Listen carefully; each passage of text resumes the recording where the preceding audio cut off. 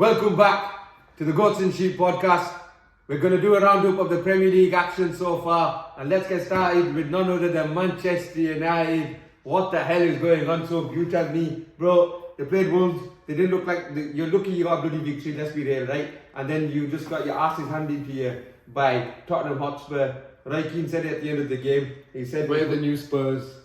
Bro, I don't know why he's saying it like that, bro. I agree with him. Nah, I won't go that far. Why?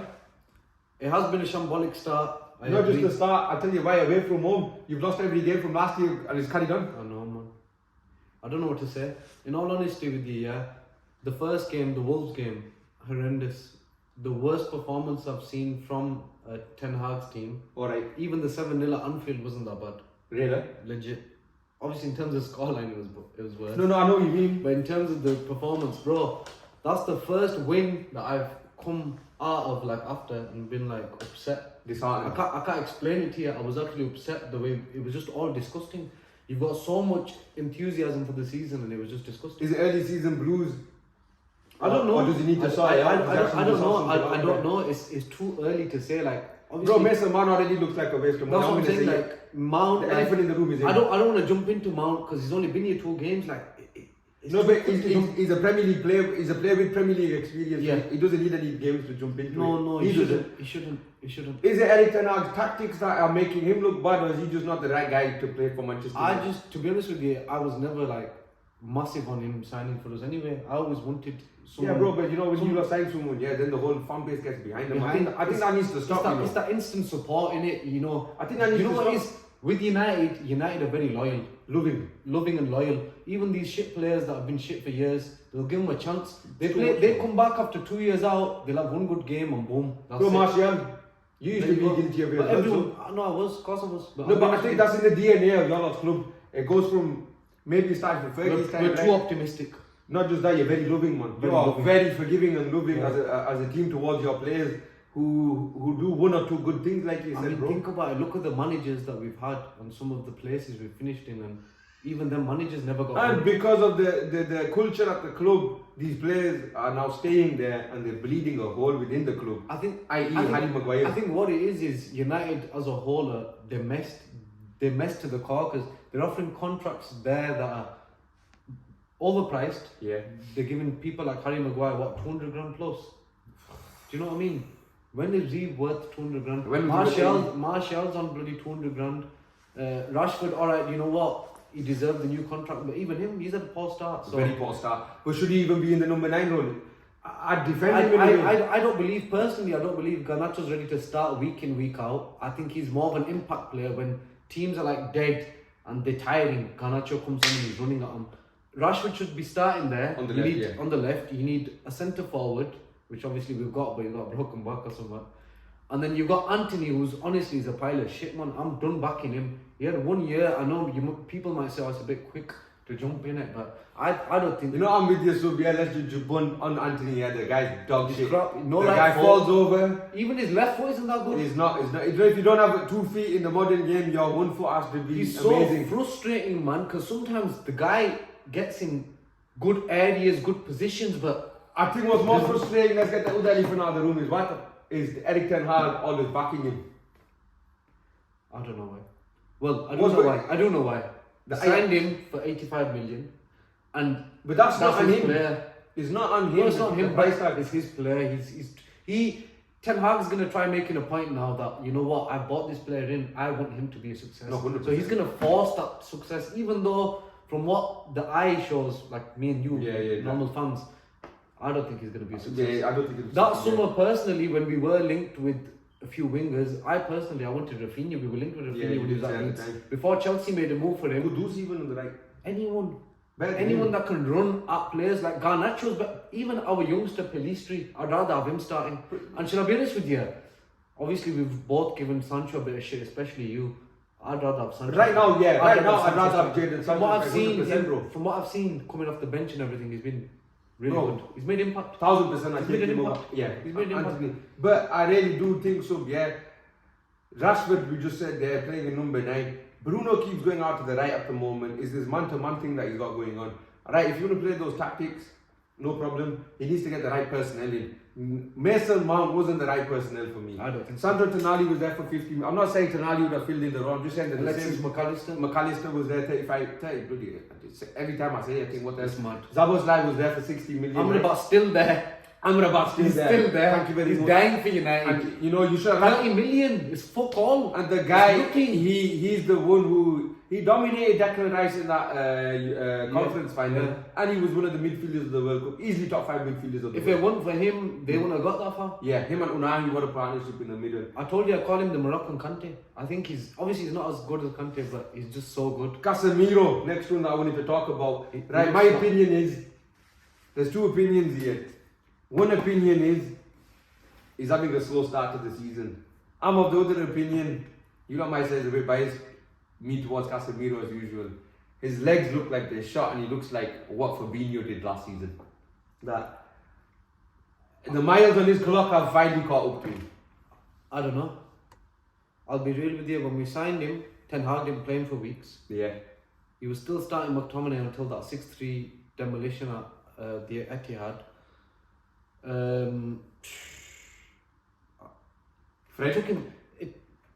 It took him ages to settle in last season, so I don't know. Maybe he needs 7-8 games, Casemiro. I don't know. Obviously, he's a multiple Champions League winner. You're gonna say, why does he need that much time? But that's how much time he needed last season. Maybe you're gonna say, okay, that was his bedding in. That was his bedding in season. But maybe it's just one of those things. He's 30 plus, like you said, he's 30 years old, 31 years old. Maybe he just needs a bit of time to just warm his engine. Warm his engine. That's what you do in the morning. Fred, on a cold morning, what do? You keep your car started for a good 10-15 minutes. And this is coming from a bloody non-driver. There you are. Letting Fred go, as much as fans probably did want it at one point, I don't think he should have been the one that. McTominay should have been the one. And Van der Beek, they both should have been sold on permanent, along with a few others. Has Van der Beek left? He hasn't left yet, man. Nothing's happening. United are a joke. You know what? We'll end it on that. Move on to the next. Well, actually, I want to rescind. I want to retract my statement. I did say they got an A for the transfer window. Right now, as it stands, I said B minus. Right now, it's a fucking C minus, mate. It's a D. Maguire's still here. The other bit, fringe players, they're still here. We haven't signed Amrabat. We haven't signed a centre back. We were linked with Kim Min-jae's bloody release clause was he wanted United as well. Didn't get him. We were linked with another centre back. Didn't get him. This Todibo guy, he wants United. Probably not gonna get him. No. But the reason Amrabat. He's begging for it, mate. He's twerking for it. Yeah, I'll tell you something. The reason I gave you on A, but I explained it as well, and I think you boys did agree with me for my explanation in the end, was that Ten Hag got his target. Mason Mount, he wanted. Hoyland, he wanted. Onana, he wanted.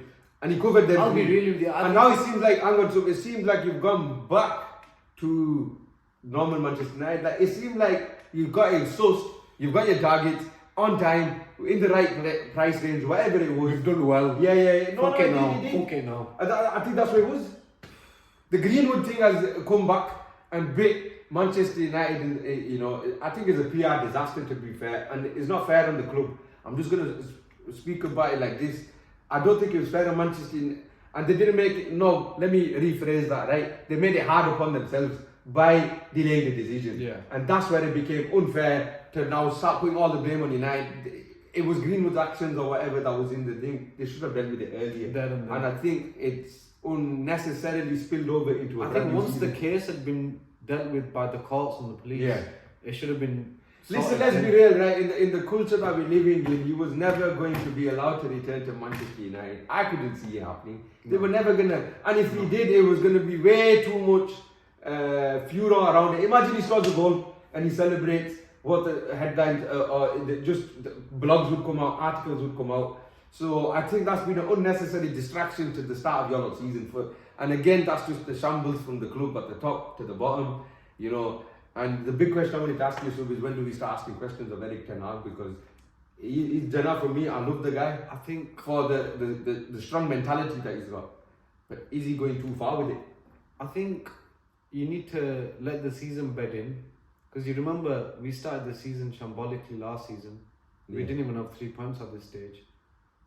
It took the crowd for us to beat Liverpool in the third game. Yes. It took the home atmosphere. From there on, we kind of kicked on. But I think you need to be patient because obviously it's his second season. You got to remember, there's managers like Arteta, for example. Yeah. You know, he almost won the league last year, and in his second season, man was 8th. He finished 8th. Segueing into Mikel Arteta, how are they going to do? Let's segue into it. I think they'll challenge again. I don't think they'll win it. What's their realistic? We've said this before. So is it sustaining the challenge throughout the season? That's what they need to do, basically. Not one of these.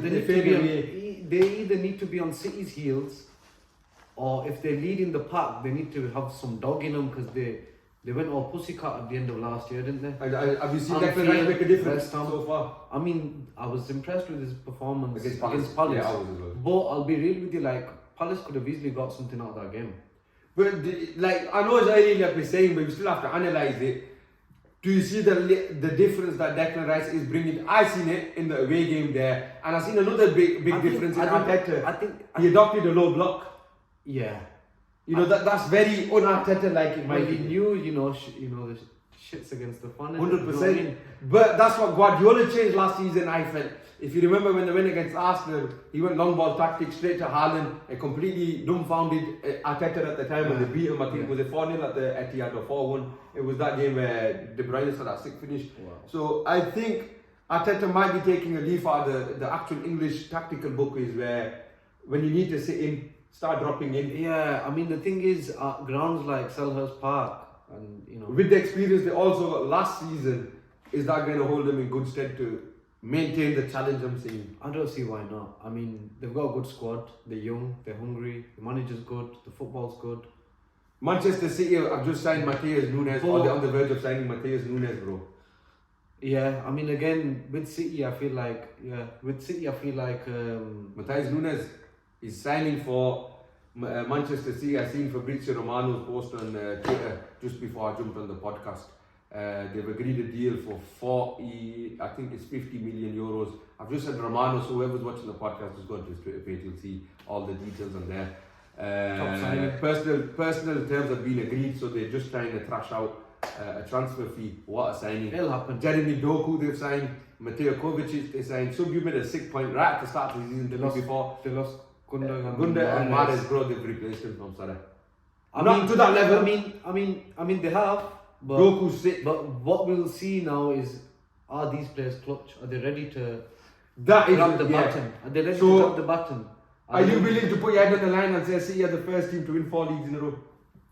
I don't see any of the team that will. I mean, Arsenal will give them a and if they do we find it's a Farmers League at the moment? You have to then, don't you? Okay. I mean, if there's 3 or 4 teams at the end of this season that are all tight and City still win it, then you can't call obviously, it. Then you can't, because then it's competitive. Like Serie A is probably the most competitive league at the moment. Yeah. 4 different 100%. winners within the last 4 years. And this year, if you look at it, so if United can pull their socks up, if Liverpool can sort the CDM and centre back out. Liverpool, no, go on. You just actually let's give Arsenal a grade so far. Opening 2 games so far this season. How do they look with the new signings? I mean, I predicted that they'd smash Forest at home. I was expecting that. Yeah. The same way I was thinking United are gonna put a show on. Yeah. Obviously, Arsenal weren't nowhere near as bad as United. Arsenal played well for half that game, but Forest could have taken something from that game. So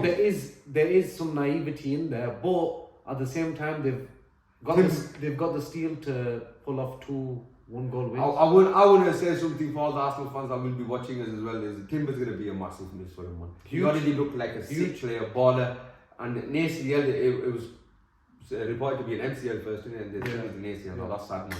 A lot of ACL injuries are happening. Don't know why. A lot of ACL injuries are happening, bro. A lot of ACL injuries.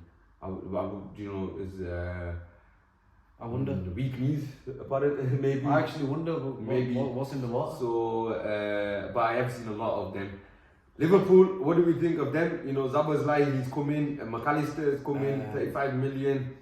I mean, Alexi McAllister, my opinion on him. I've been singing his praises since before the World Cup. Yeah. So obviously that's a top. How are they going to do this season? That's bargain of the summer, not signing. That's bargain of the summer. How are they going to do? They've struggled. They bought Endo. I don't know. I don't even want to cover that. Being real, I don't know anything about this Endo. All I know is that he's Endo. 30 years old and he's replaced Endo. That's all I know. Yeah. Endo replaced Endo. I believe they'll be in the Champions League spots. If they get one more midfielder, do you think he's got enough to challenge for the title? I still think that defense and all that. Konate is going to be world class. Yeah, I think he's just off world class. This season is the season that he develops. Or maybe next year as well. Like the next 2 years, he can become that. He develops into that full force. Dante that he is. Van Dijk, obviously, he's a top defender, but I don't think he's the same Van Dijk that was. He's obviously come back from an ACL as well. Arnold can't defend. He's wicked attacking. Don't get me wrong. Robertson we'll have to see because he had a shit season. Yeah, he did have off season. So we'll see. I personally think they'll finish top 5. I personally think if Liverpool get a midfielder, they're the ones who challenge Manchester City this season. I've always said that about Jurgen Klopp and about Liverpool because of the side The of play goals. and the They're goals. always scoring goals. And they're very relentless. And once it clicks for Jurgen Klopp's, once it's free flowing and it's clicking, it's very hard to stop that team on a Liverpool or the Jurgen Klopp team. To be fair, Chelsea the next one I wanted to just quickly touch on. So obviously.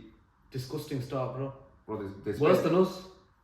Worse than us, isn't it? Yeah, but what is it? Yeah, they've 1 point they got. They lost this game, and Pochettino's come out saying that we need to dip into the transfer market. Wow, you've spent £1 billion in three windows. Do you know what it is? And Chelsea fans are actually online. Right? I've seen it on Twitter. I've seen it on the other socials. Chelsea fans are actually backing that. The bully puts his hand in his pocket again and goes for another striker, buys more players and more players and more players. Where the hell are they getting all these players from, first of all? I can't. How are they staying within FFP for second of all? Third, that bloody changing room must be the biggest changing room in football history. There must be 50 players that get their shirts changed every week there, bro. They're all looking at Pochettino like, am I going to get to play? Am I going to get to play? Am I going The most bloated squad. On the bench today? 100%. That's the most Who's bloated. sitting on the bench? It must be the most bloated squad that we've seen assembled. I mean, I'll be real with you. Half the players they bought last summer, he's already sold this summer. I'll be real with you. That club's a mess. Unbelievable mess. That club's a mess. They've signed Caicedo and Lavia, yeah, but... Concedo. Yo, the memes that came out after Caicedo's debut. You know what? I'm not gonna lie to you, yeah, I was so happy. I mean, I can't imagine what Liverpool fans must be feeling. Bro, I seen him. Yeah, but I was happy, man. I seen him and he's coming on, he's doing the prayer, innit? And they go, the prayer was thanks to God for finally answering. All my prayers are getting my mum out of the ghetto. I don't need to try hard no more. Just chill now. Just chill now. One ball in. On Chelsea got 100 million done. Most expensive.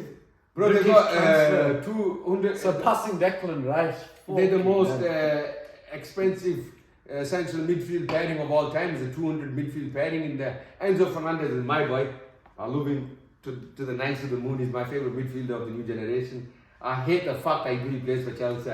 I absolutely despise the fact that Enzo plays for Chelsea because midfielders at Chelsea don't normally get the love that they should normally get. It's always been Lampard. After Lampard, you tell me a midfielder, probably Essien and Makalele. Ballack. Did he get the love that, you know? I think the proper Chelsea fans know that Ballack was... Yeah, and they're giving it to Enzo. Ballack was their Gundogan. Yeah, in a way, yeah, he was a clutch goal, man. He was a clutch goals, man. He And got just doubled a against clutch United guy. in the title race. Yeah, he But did. we still won the title. But Ballack's the most unluckiest player in football history, if you ask me. A lot of injuries. No, in 2002, when the Bayer Leverkusen, they got the Champions League final, he lost. They lost the German Cup final, he lost the German League, and he lost the World Cup final that year. Right? That's all then. And he's lost Champions League finals, like I said, I think more than one. He's come runner-up in the leagues like the most or something. He's the guy's always a runner-up. He's won a lot as well, which is crazy about Michael Ballack. He never won anything with Germany. Anyway, that was just a little bit of trivial information about Finish on Newcastle. Michael Ballack finished on Newcastle. That's the one. What a club.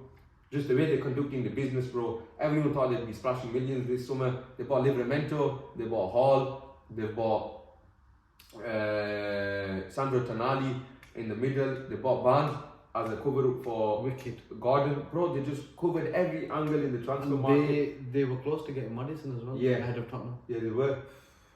Amazing. You know what? A astute club. They're using the cash right. They're going in the right direction. 100%. Eddie Howe's the man. Yeah, he's the man. Yeah, he's the man. He's the man. Jenna, he's a Jenna. He's got everything going right, man. You know what? And you know, the fact that Eddie Howe's doing what he's doing here Right, I'm the first to admit I thought Eddie Howe was going to do a horrendous job. Wallah. I think none of us thought it'd be the way he is. No, man. You know, he had that big. When they came up, if you remember with Bournemouth, there was a lot of hype around them, a lot of articles on the media and everything that the way he plays football is a bit un-English, different, a bit foreign style. Yeah. I think he didn't. He got sacked, was it, or did he resign? At Bournemouth. He got sacked. I think he got sacked, you know. That's where I thought, why did they sack him? And then he went off. He just disappeared. He disappeared. I read he went to rejuvenate his tactical mindset and his ideas. He went to visit none other than Diego Simeone El Cholo. That's how he signed Kylian Trippier as his first signing for Newcastle. Another player we missed out. When he went I think for about a week. He asked Simeone if he could watch his training sessions and the way he conducts his business. Took everything from Simeone, apparently. I took a lot from him. He loved the way Simeone was doing his conducted his training sessions and everything. Another thing he loved was the team togetherness that Diego Simeone installed. I think everyone knows that in one of the most close-knitted clubs in the whole of Europe is Atletico Madrid. It was against the world. Yeah, the siege mentality. Cholo's the guy. It's like Mourinho vibes. When Mourinho gets everyone together. 100%. You know what? When Simeone gets his tactic right, for me, it's always peak Mourinho vibes I get. Yeah. Peak Inter Milan vibes. Yeah. You know, it's not about parking the bus, they play good football as well. No, it's just, they don't get the credit. Exploiting the other best teams in the world. Yeah. That's what they know how to do. And they're the best at it, man. Other teams that have got this attacking prowess, they tame them attacks. And they'll tame it to such a level where, boom, you counted, you done. I only know one player in the teams that's tortured Simeone. Two players. They're the two. There you go. Messi and Ronaldo, the only two that I know that have stopped Simeone winning more than he should have won. Both his Champions League finals, Real Madrid, he lost them. Ronaldo and Bale. Every time he's come second, obviously, to the Clasico clubs. So, I think that was a big help for Eddie Howe going there. Because, again, Atletico Madrid are in the same type of stature as Newcastle as well, if you look at it. And you're right. And as well as that, I think the signings they made, they weren't over the top signings. That's what I mean. I mean, other than two players that you would have thought, wait a minute, maybe three including Trippier, you would have thought, wait a minute, why are you going there? Yeah, before Tonali. Who? Trippier? Yeah, Bruno G. Bruno Guimaraes. 100% I said that's and right. Alexander Isak. Yeah. Three players before Tonali. Yeah. That you would have thought, wait a minute, why are you going? Obviously, other than the money, you would have thought, come on, man. Bro, you I said that about Bruno Arsenal, you can play for United, you can play for Liverpool. So, but I'm sure I popped up to you. I'm sure you or Rod, I popped up to when Bruno G got signed by Newcastle, and I said to Bonabula, I go, you But the funny thing is, I think Arsenal were the ones that were heavily linked with him. From Leon. Yeah, they were. It was Leon, wasn't it? Yeah, Leon, 100%. Wow. He's what a player, man. That guy's sick, his mentality. So, the team they've built, you know, obviously with the core being Isak, Botman, Bruno, and now Tonali. And then obviously you've got all the other surrounding players. Who's impressed you the most so far in the first 2 weeks? Which team has impressed you and which player has just stood out a little bit so far in the first 2 weeks? Man City. Man City have impressed me. Why? Because you would have thought, a lot of people said, you know, that even hangover. Yeah. The fact that, you know, they did everything, they won the treble, best team in the world, and you know, you think, oh, maybe the desire wasn't there, but the first 2 games, they just 2 clean sheets, is it? Yeah. And they played, you know, high-flying Newcastle, started off on a 5-1 win, and they've just shut them up and says, yeah, mate, Alvarez, bang! We're the champions. What a goal, man. And that was the performance of the Premier League so far. I think City will win it. Phil Foden. I don't know if Foden's going to keep up all season, but I think City will win it. That's it. Phil Foden, I love him. I hope he keeps playing in the number 10 role. So for me, so far, he's been the player of the opening 2 weeks. Oh, yeah. Foden, yeah. He stood out for that performance against Newcastle. Nobody else has stood out that much yet to me. Isaac was good actually in the first game for Newcastle. He was very, very good. At the bottom, who do you think is going to get relegated? Luton, Sheffield. Sheffield definitely. Luton, yeah. Go on. Who's the third one? Wolves. Everton. I said Wolves to you. Everton. I'll go Wolves. Everton. I know a lot of people said Wolves because of the way they played. And the team that impressed me so far as well, like you said City. Brighton have impressed me the most so far. Yo, the Zerbi's and you know what it is? They I'm not surprised. Wolves apart, and Wolves went with the same tactics that they went. They played at home actually, so they didn't go nowhere. They stayed at home in Molineux with the same tactics that they played. They got. There's a 30-second clip that's circulating on social media of Brighton taking the centre, and the way they ripped a hole in Wolves' backside is mental. They start, you have to go to the back, and it's just the way you can tell the Zerbi's got their tactical setup, and they're very confident in the way they play. They're soaking the players in vertical passing, and they just broke that line. They kept breaking that line. They won 4-1, I think. And Cecil's injured though. He's got a knee injury. That's a big one for them. But yeah, he's impressed me the most. And I tell you what, the best press conference so far is his, when they asked him about Moises Caicedo. He goes, who tells Moises Caicedo? I forgot him already. That's a top G. That's my type of guy. I love that. And it shows in his mentality, it shows on the pitch that he had offers from bigger clubs to leave this summer as well. As a manager, he actually said that he's staying because he wants to build something. And go on a European adventure with Brighton. Personally, I don't think they will finish top 5, but I think there's a chance if they can survive in Europe, or if their squad's good enough to hack being in Europe, as well as challenging in the league, they could finish in that 5th spot for Champions League, or they could even win the Europa League. I don't know about that. No, Europa's hard. Bro, the football they're playing, and they've beaten every big team. You never know, man. But European football is a bit of a different beast, isn't it? True. It is a bit of a different And they have beast. lost. And they've never played in Europe. And they have lost their best midfielder as well. I think, again, that's why I gave De Zerbi the shout out. I think De Zerbi is such a tactical genius, right?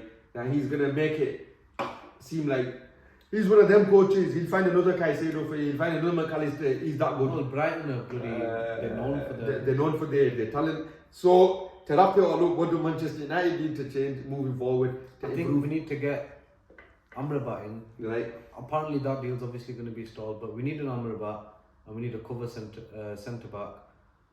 And I'd say he needs to revert to something different. Put Rashford on the left, drop Garnacho, drop Anthony. Would you say he needs to stop going man-to-man marking? That's a bit. It's very risky, I'd say, in the Premier League, man. Yeah, I mean, with the holes that have been gaping through our midfield, we need to stop that. You need to stop that, and then we need to see what Højlund's about whenever he comes. I think we'll do a tactical podcast in the next one, because I was going to say let's talk about why Canal's choosing to go with them tactics, which seem to be a bit different to let's do it. Last season. We'll do it on the next one. On the next one. Because I find it a bit weird, man. I see that he's tweaking a couple of things. So, I don't know, last year you started off poor first 2 games as well. I keep drawing parallels with that for some reason in my head here. That you had 2 poor games last season, you've had 2 poor games this season, but you got the win this season. He sorted it out last season straight, he got to the... Why I'm surprised is, during the pre-season, Tenan, what are you doing? You're better than this. We looked alright in pre-season. But, I don't know how to explain it. That's what I'm saying, it's a bit baffling at the moment. And that's why when do the fans actually start questioning Erik Ten Hag? I think when you lose Eriksen's composure on the ball in the midfield, that's a major thing. No one's spoken about that. So very good point. Very good point. The composure that he controls games, he dictates games. Yeah, but he became a number 8 last year. Why don't he put Mount as his legs? I don't understand. Why not just tell Mason Mount, alright, play all 4 of them in the middle? He should. Why not? Gain more control. Exactly. We need something different because this isn't working at the moment. Eriksen is the best at controlling from the personnel that you've got. From the 4, yeah. From controlling tempo. And none of them can do it that the way he does it. None of them can pass like him. That's just the truth. But it's because of his fitness issues that he's never going to be the same player, unfortunately.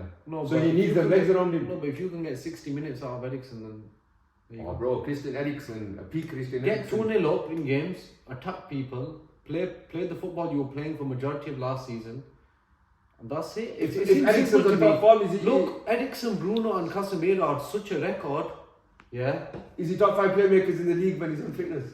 If he didn't have a heart condition, bro, he's easily there, man. Man was on 7 assists. Even now still. But he's not playing, so I'm not going to put him there. On talent and... I don't get why he's not playing. You know what I mean? Yeah. I think Christian Eriksen, he needs to short it up, get him in the middle, put Bruno with him, Casemiro, who's the other guy, Mason Mount. That should be your 4-man midfield. 4-man midfield and change to 2-man up front. Drop Anthony, get him out of there. Yeah, drop Anthony. Rashford and Højlund up front. Yeah. Rashford is playing off him. Done. So there you are, Manchester United. We've just dissected what we think so far, how the start of the season has been. Thank you very much for joining us as usual. Like, comment, subscribe and share. Take care.